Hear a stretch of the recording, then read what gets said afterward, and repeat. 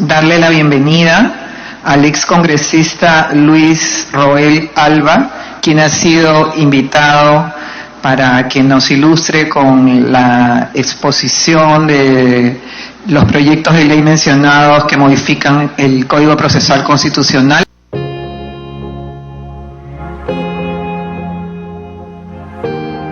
Le damos la bienvenida. Él ha sido congresista de la República en el periodo complementario 2021, vicepresidente del Congreso, miembro de la Comisión de Constitución y Reglamento y miembro del grupo de trabajo encargado de presentar las mejoras del Código Procesal en dicho periodo de sesiones, a partir del cual se elaboró el proyecto de ley que dio origen a la Ley 31.307, por el que se aprobó el nuevo Código Procesal Constitucional. Le agradecemos, doctor Roel, por aceptar nuestra invitación y lo dejo en el uso de la palabra.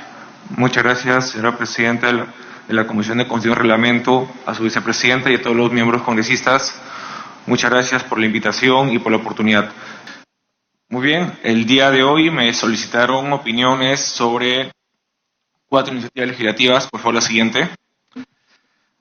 3 de ellas, respecto del proyecto de ley 809, 1043, 1414, fueron solicitadas, como usted ve en la pantalla, formalmente, mediante documentos que ahí están, que no, para no gastar tiempo no lo voy a señalar, y que fueron 2 de ellas, sobre el proyecto de ley 809 y 1043, respondidos por documento,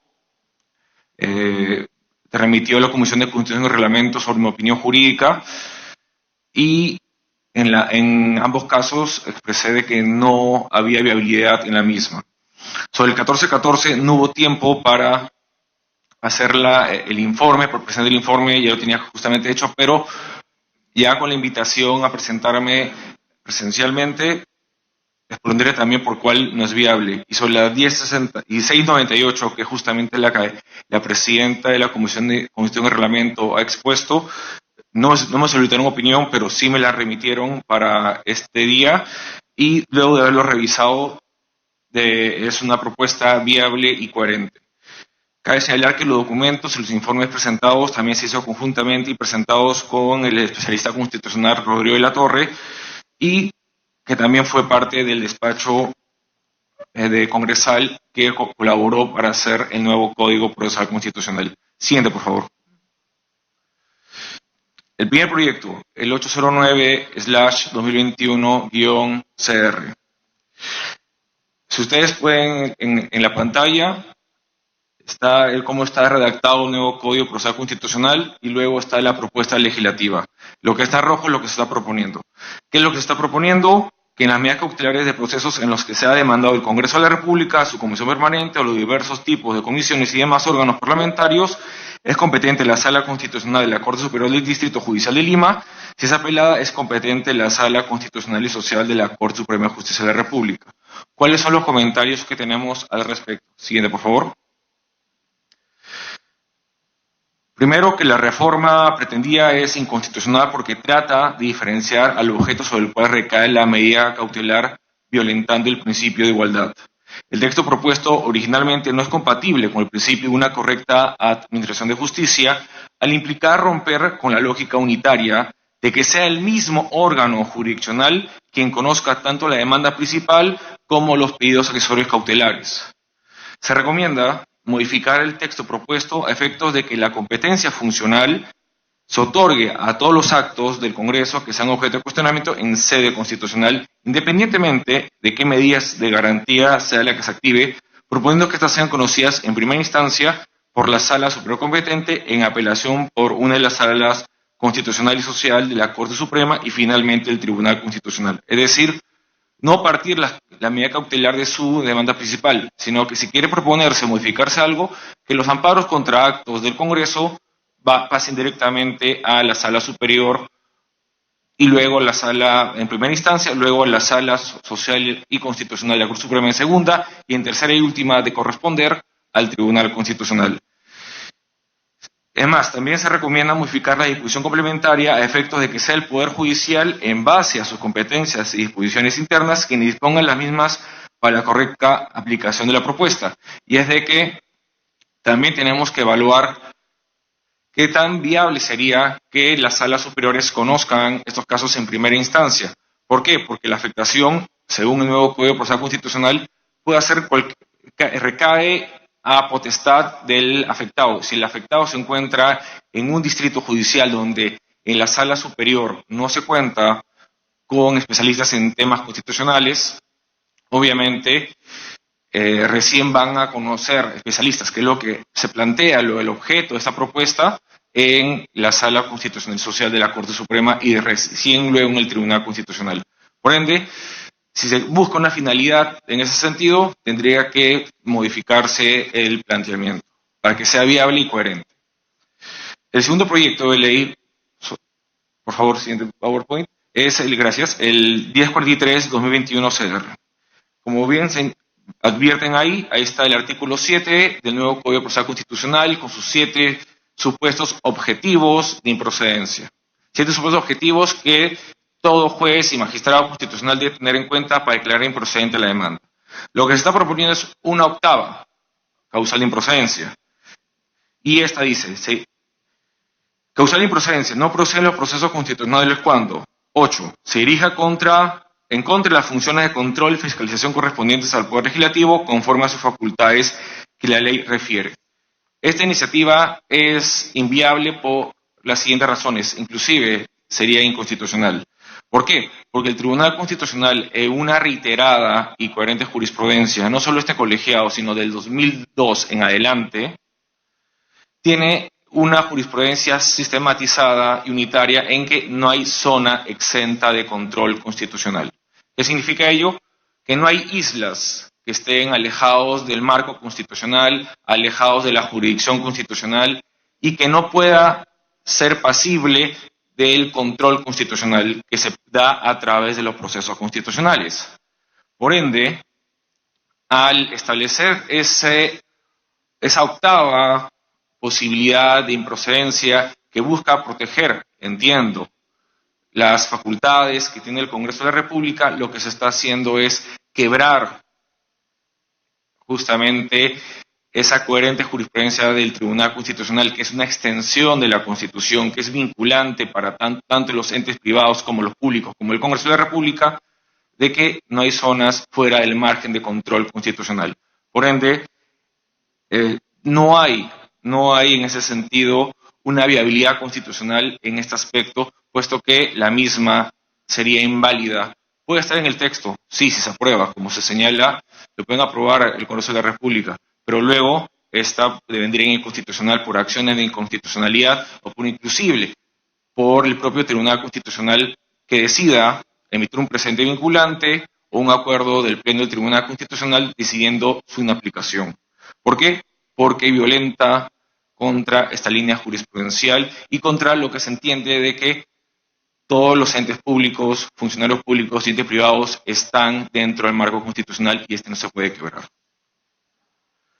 Proyecto de ley 1414-2021. Este busca modificar el artículo 42. Siguiente, por favor. Y como ustedes ven en la parte roja, lo que se está buscando es incluir en el nuevo Código Procesal Constitucional la posibilidad nuevamente de que se puede interponer amparos contra los laudos o decisiones arbitrales. Este se encuentra tanto en el artículo 42 y en el artículo 45 siguiente, por favor. Creo que se cortó también en el artículo 45 y se quiere incluir un artículo 18A para medidas cautelares específicas. Siguiente, por favor.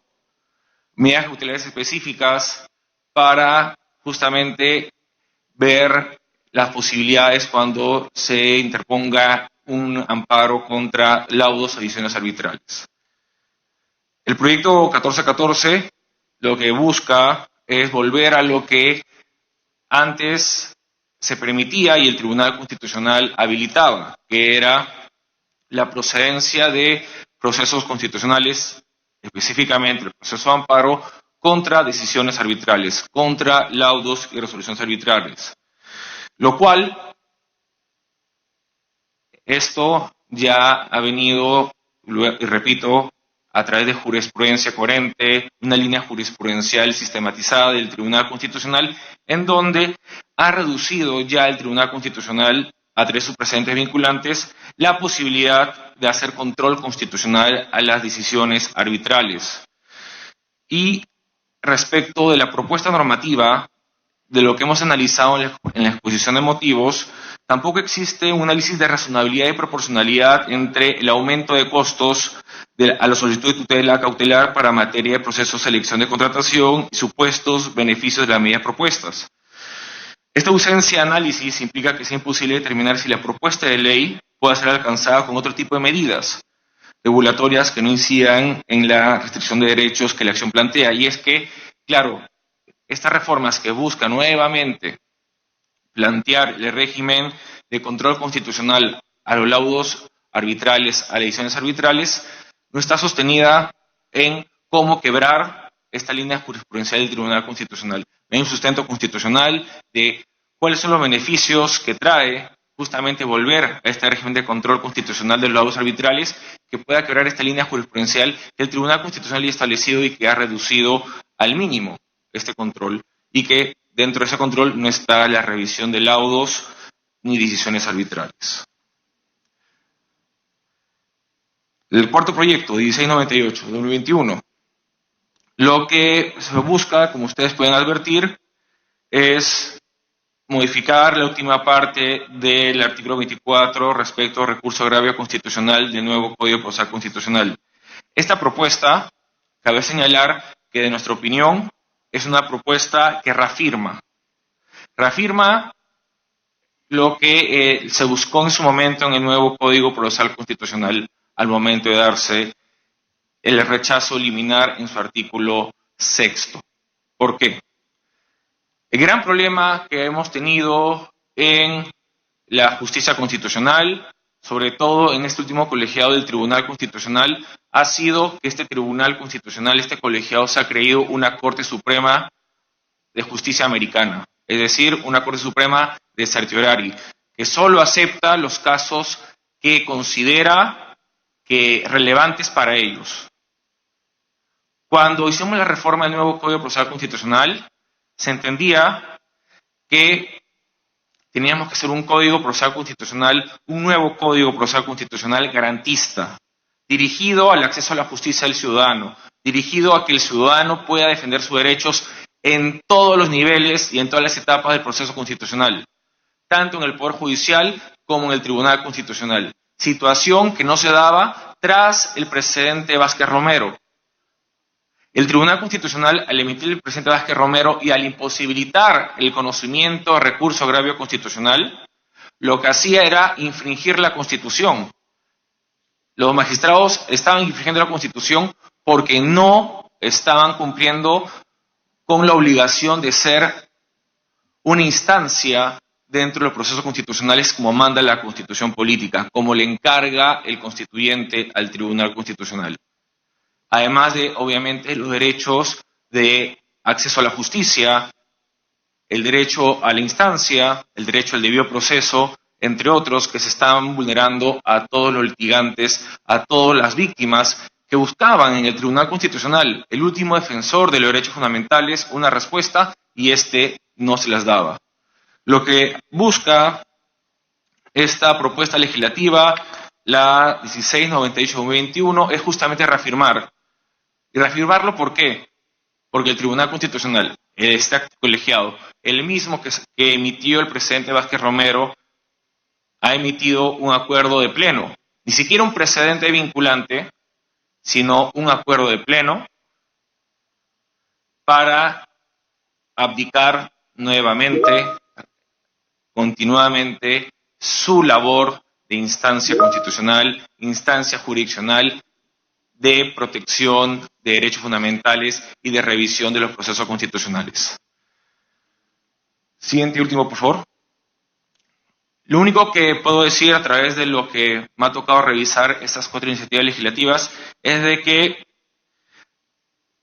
la mayoría de ellas, desde estas 4, primero, carecen de sustento constitucional, Muchas de ellas luego podrían caer en vicios de inconstitucionalidad, lo cual podría generar o acciones de inconstitucionalidad que luego deriven en su derogación o en que se realice control difuso por parte de los jueces constitucionales de poder judicial o que el Tribunal Constitucional establezca a través de un precedente vinculante o, como hemos visto, un acuerdo de pleno del Tribunal Constitucional en aplicación de estas disposiciones.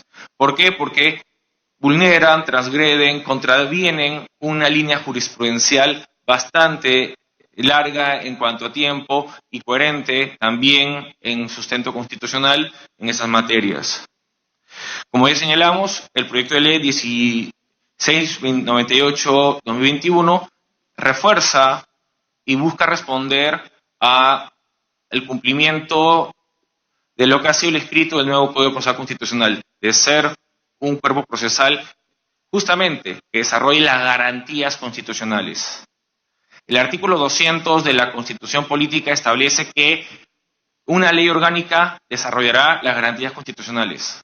Eso fue en su momento el Código Procesal Constitucional, actualmente el nuevo Código Procesal Constitucional, y tenemos que lograr eso. Tenemos que garantizar los derechos fundamentales, garantizar la supremacía constitucional, y cuando sucedan estos actos, por ejemplo, del Tribunal Constitucional, que busquen abdicar a su labor a través de acuerdos plenarios, a través de precedentes, el Congreso tiene el deber de encaminar nuevamente la justicia constitucional como se debe.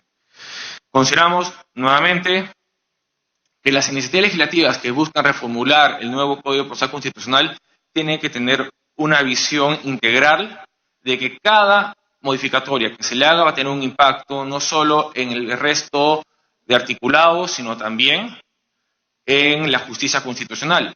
Y que todas estas reformas tienen que también tener en cuenta siempre cuál es la línea jurisprudencial del Tribunal Constitucional, puesto que la misma es parte de lo que se denomina bloque de constitucionalidad, que el Tribunal Constitucional ya ha señalado y expresado que es una extensión de la interpretación de la Constitución y, por lo tanto, vinculante, tanto para los privados como para los entes públicos como el Congreso de la República.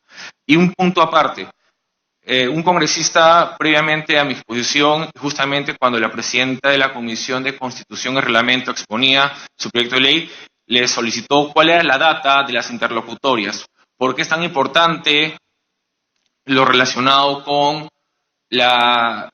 cuántas improcedencias liminares? Porque así se tiene que decir, es una improcedencia liminar, ni siquiera le permiten al litigante, a la víctima, ir a sustentar su caso ante el tribunal. Si ustedes siguen justamente, y ahí está uno de los autores de la tesis sobre el estudio de las interlocutorias, Luis Benjamín Herrera, él tiene una tesis en donde demuestra con data y una investigación de cuántas resoluciones de interlocutoria emite el Tribunal Constitucional, cuántas veces el Tribunal Constitucional no ha permitido el acceso a la justicia a los justiciables. Creo que, si no me equivoco, más del 80%. Es decir, el Tribunal Constitucional le da la espalda a cerca de aproximadamente el 90%, poco menos, un poco más, y que justamente entre 80 y 90 ciudadanos cuyos derechos están esperando ser tutelados por el Tribunal Constitucional le están siendo negados, lo cual va en contra del espíritu de la justicia constitucional, va en contra del espíritu del nuevo Código Procesal Constitucional, y esto se tiene que revertir. Muchas gracias.